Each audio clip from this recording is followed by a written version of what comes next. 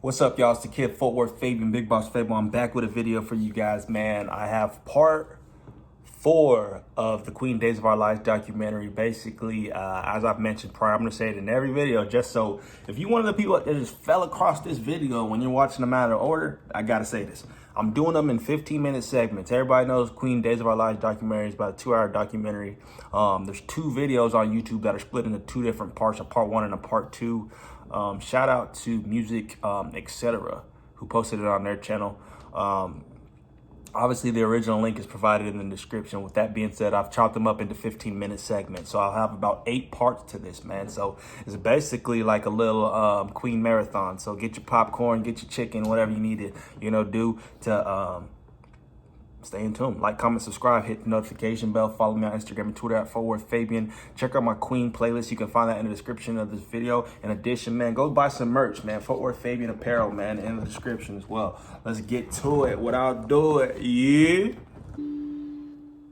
What's happening when we go back to London? You're one of very few bands now that actually haven't left Britain. We're sort of an English band in a way. We've always lived there. London particularly. We've always recorded in England. It doesn't change the fact that the taxman still takes a lot of your money. Because I think at the time we were paying 83%. And plus, if you had any money in the bank which was earning interest, another 15, which means 98% tax. So we decided to record the next album, which was jazz, in France.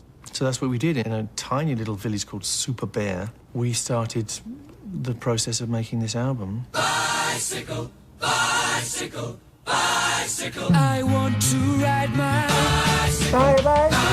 I want to ride my bike. Lots of sort of local colour got put onto that album. I want to ride my bike. We were sitting there and the Tour de France. I had done a reaction to this, and it got blocked. And I don't know if it got blocked for the nudity or the fact that it was copywritten. But I've seen another reactor post this song, but mine got blocked and taken down, man. Unfortunate. The cycle race came through and inspired Freddie to write Bicycle.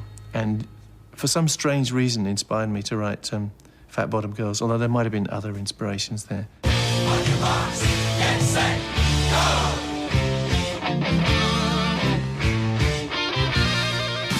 Sadly, we weren't there for the filming. But I thought it was a hugely amusing idea. Of course you'd be sad, Roger. I remember the huge disappointment that none of us could be at the photo shoot because we were exiled from England, so we couldn't go back in to see it. I don't think you'd be able to do that now, would you? Yeah, I don't think we would go there these days. When it came time to launch the jazz album, we had the idea of having a massive party in New Orleans. Oh, you're gonna take me home tonight. Oh. It was the so-called launch of that album. And we had lots of girls and things. And there was a band, a New Orleans band. It was a very, very over-the-top party. It's crazy how Fat Bottom Girls has got that such like folk type of sound, like it's like, I don't want to say bluegrass, but it's got such a folk sound, such an American style sound. And well, he said he got there in France when he wrote that, so I don't know. But the inspiration, yeah, he said they were in France when Freddie came up with Bicycle and he wrote Fat Bottom Girls. But I don't know where that information came from. It's got such a draw to it. That just may be me, but it's just different, man. Girls, you make the rockin' world go round. We had a bit of a spiritual connection with New Orleans, and a lot of our friends came, of all sexes. It was definitely fun. When I opened up the door of my suite, on the bed was a complete case of Dom Perignon, and then and it was downhill from there. I remember I felt quite ill the next day. The story about the dwarves with the cocaine being strapped to bowls to their head for people to help themselves to at a party is, I think, it's complete bollocks. I don't know. Yeah. I don't remember. There was a man who, he was actually a person of restricted growth, who did lay under meats. He said, when asked what he did, he said, I lay under meats. And he's covered in sort of cold cuts and sort of chopped liver and stuff like that. And you couldn't see him. And so people would approach the trestle table, and as they just reached out to scoop their meat, he would just move like that. And that was his act. Tonight, I'm gonna have myself a real good time. I feel alive. It wasn't a pretense. We actually did live the life of a rock band, sort of living on the edge in a sense. Turning inside out, yeah. I'm floating around in ecstasy, so don't stop me now. Don't Stop Me Now is a whole different trip, really. It's become one of the most popular Queen songs of all time. Don't Stop Me Now is a pure banger. A pure banger. Don't stop me now. You know what I mean? You know what I mean? A shooting star leaping through the sky like a tiger, defying the laws of gravity. I'm a racing car passing by like Lady Godiva. I'm gonna go, go, go. There's no stopping me. I'm burning through the sky. It's a song of sort of unfettered joy. Fahrenheit. I'm traveling at the speed of light. I'm gonna make a supersonic woman of you. I mean, I've been quoted as saying that I don't like the track. I kind of do like the track, but I had mixed feelings. You don't like because the track, Brian? In a sense, it represented a sort of separatism. It was very much Freddie's world and reflecting what he was going through. Freddie took to the gay scene in New York like David Attenborough making a wildlife program. He'd report on what he'd seen with that kind of hey attitude that he had. There was this one particular place called the Anvil, which seemed to have invented new uses for parts of the human anatomy. He was never shocked. He was eager to be involved in everything. It was like he was a social field worker.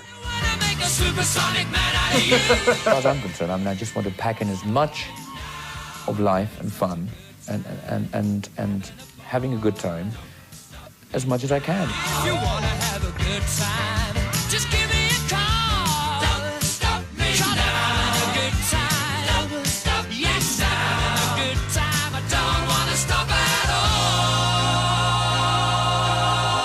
That song, man, is crazy.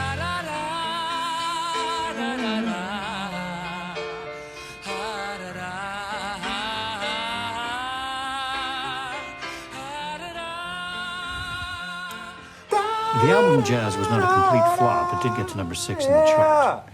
But Don't Stop Me Now, which is a big favorite in Britain to this day, but in America only got to the 80s. The review in Rolling Stone was notorious, and it shows you that Queen were not respected. We were confused by that title. Why would a rock band call their album Jazz? It had a couple of great tracks on it, but it had some... So, that's the thing about critics, bro. They're dumb. Rolling Stones, nobody cares. I mean, they're credible, but their opinions are stupid. I'm not gonna say that, you know what I mean? But come on, bro. They just critique too harshly for no reason. So, let me say this. That's why artists like to call themselves artists nowadays, instead of I'm a rock artist, or I'm a hip-hop artist, or I'm a country artist. Because nowadays, the fine line has been blurred, bro. You have a band or a artist that can create jazz, he can do rock. Like, today, hip-hop artists can rap, they can sing. Some of them, rest in peace to X, could even dive into country and rock as a vocalist, you know what I mean? The fine line is being blurred, bro. How could you call yourself a rock band, but you had a jazz album? Like, that blows his mind. You know what I mean? It's like, bruh, open your mind a little bit. Create. You know what I mean? It's like, that's like saying, remember when, I don't know if y'all know this, but Lil Nas X is a black artist. But he had a song called Old Town Road, which was a country song, right? Essentially. And he had Billy Ray Cyrus on it on the remix. They wouldn't put that on the country charts because they were trying to box him in. They're trying to generalize him, like, oh, they're trying to just say, oh, you're basically, you're black. So if you're black, you make hip hop. You're a rapper. But if you listen to that song, is that hip hop? No. A genre is based off of the sound, not about what your appearance is and what you've done in the past. If you created rock songs in the past and now you're doing R&B, those songs are R&B. Sometimes I just be wanting to smack people who are just like so small-minded. It's like, what is you even saying, bro? Like, you sound dumb. Sort of weaker stuff on it.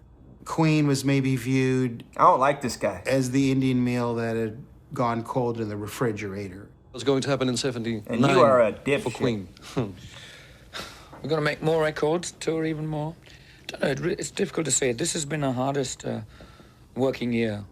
We'd heard that there was this great studio called Musicland in Munich, and we heard that there's this great engineer called Mac, and we got into this rather kind of indulgent way of just bowling into the studio with no ideas, or very few ideas, and just doing it from scratch. You know, what you got? Well, I don't know, I've got this.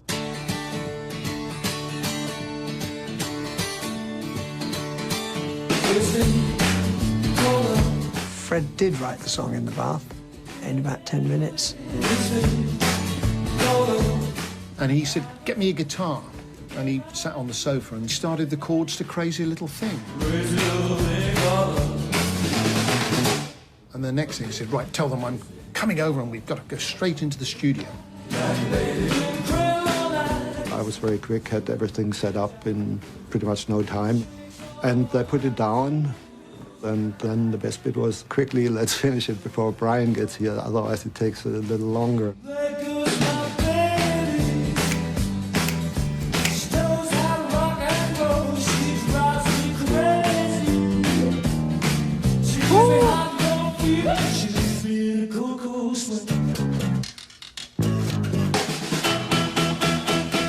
That was the first #1 across the board in America.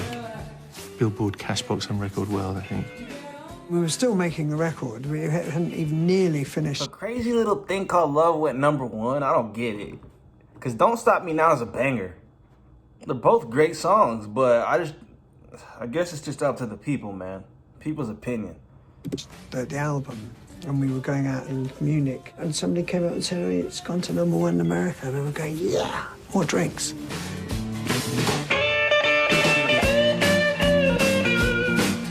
So Crazy Little Thing completely cracked the charts in America, but it wasn't easy to find the follow-up.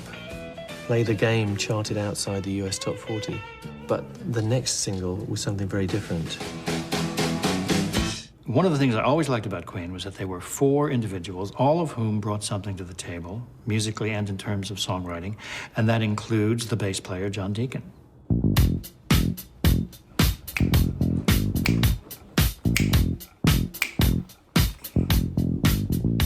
I'd always wanted to do something a little bit more that was more sort of disco-y, which was very uncool at the time. I mean, funk wasn't really in the vocabulary. Bro, funk is my jam.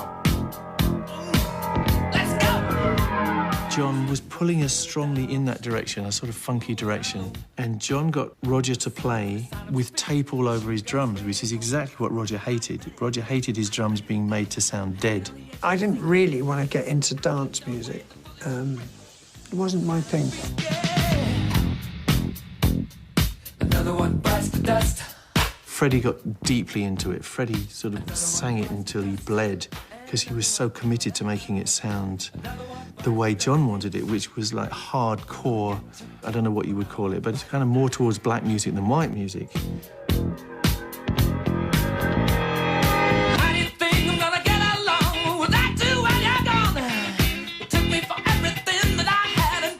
It's a banger, though. I wasn't a fan of that. I mean, like, each one of them, like Dude said, they brought their own things to the table. They could each song right. And that's what made them who they are, bro. It's crazy. Like, some of them weren't even feeling it. But it's still hitting Billboard or whatever it is, man. I don't even know really how this song did. Hopefully we find out here.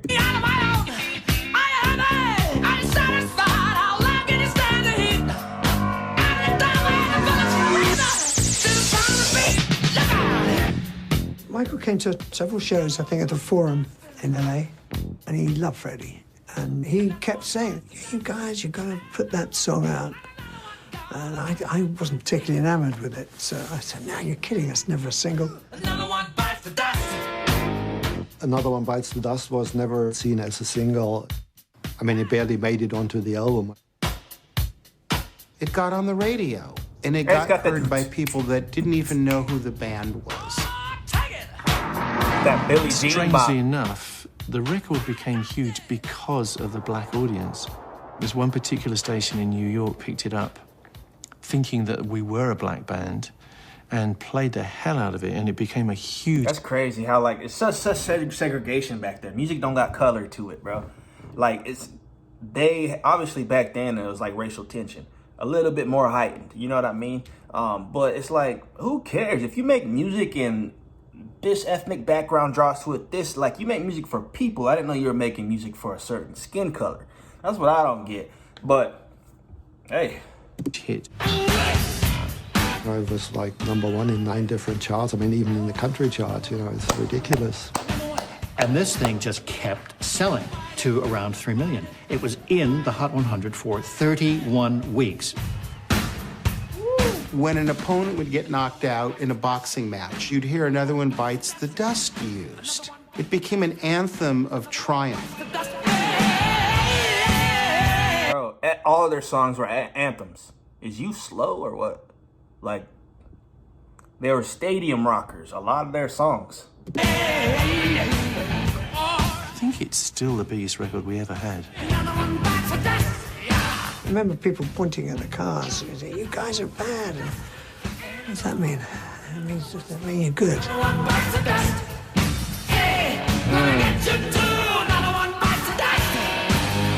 If you're successful in America, basically you've made it. We kind of became the biggest group in the world at that moment. You know, it's a fleeting moment because someone else will come and take over. But for that moment, we kind of owned the world.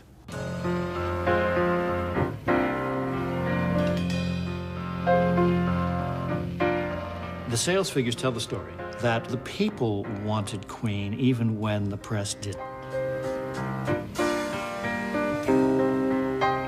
Looking back on it now, I'd say Queen were never in fashion. We were never a fashionable group, I don't think. Maybe that was to our benefit, that we didn't become the thing of the moment. We didn't become a fashionable thing. We were just popular, which got right up some people's noses.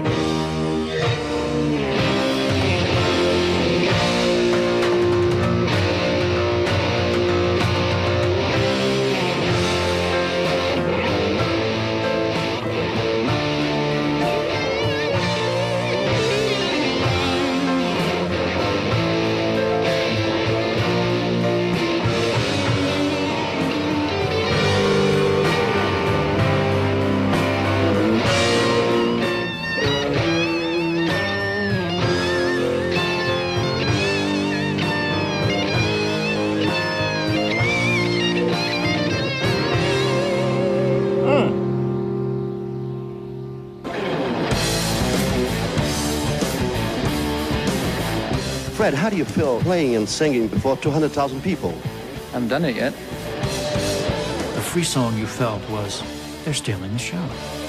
I like Queen very much, but I mean, I don't want to end up like living a quartet. The band is pretty much on the verge of falling apart. I think he had an idea that he might not be terribly well. He said, "I'll come back and finish it off." And he never came back. That was the last moment that I had with him.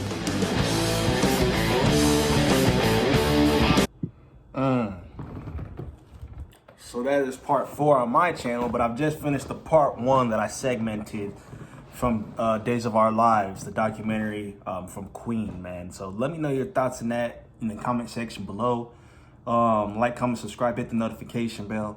Follow me on Instagram and Twitter at @FortWorthFabian. We're on the road to 50,000 subscribers, man. If you're looking for more Queen reactions from me, you can go to my playlist that's in, or the link provided to the Queen playlist that's in the description to this video, man. In addition to that, man, keep supporting me. I love you guys, man. Everybody stay safe out here. Peace.